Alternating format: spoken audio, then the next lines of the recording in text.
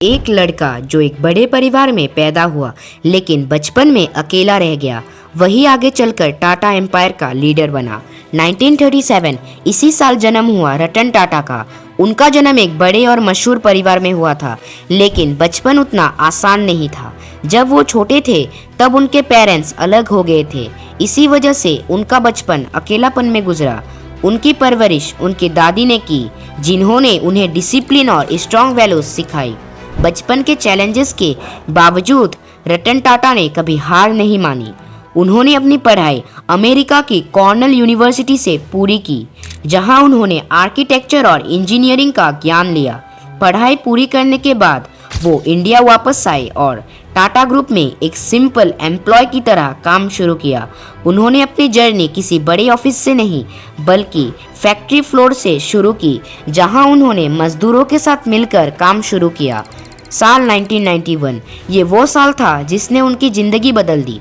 इसी साल रतन टाटा को टाटा ग्रुप का चेयरमैन बनाया गया और चेयरमैन बनने के बाद उन्होंने कई नए डिसीजंस लिए जो शुरू में रिस्की लग रहे थे, लेकिन वही डिसीजंस आगे चलकर टाटा ग्रुप को एक ग्लोबल ब्रांड बनाने वाले थे।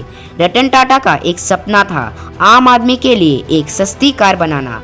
उन्होंने देखा कि कई फैमिलीज बाइक पर सफ़र करती हैं, जहां पूरी फैमिली एक ही बाइक पर बैठी होती है। ये देखकर उन्होंने डिसाइड किया कि वो एक अफोर्डेबल कार बनाएंगे और इसी सपने से जन्म हुआ टाटा नैनो का, जिसे दुनिया की सबसे सस्ती कार कहा गया। सिर्फ इंडिया ही नहीं बल्कि दुनिया भर में भी उन्होंने अपनी पहचान बनाई। रतन टाटा ने British luxury company Jaguar land rover को खरीदकर दुनिया को हैरान कर दिया। लेकिन रतन टाटा सिर्फ एक बिजनेसमैन नहीं बल्कि एक इंसानियत से भरे हुए लीडर भी हैं। उन्होंने हमेशा लोगों की मदद करने पर ध्यान दिया, चाहे वो डिजास्टर विक्टिम्स हो, एडुकेशन हो या हेल्थ केयर।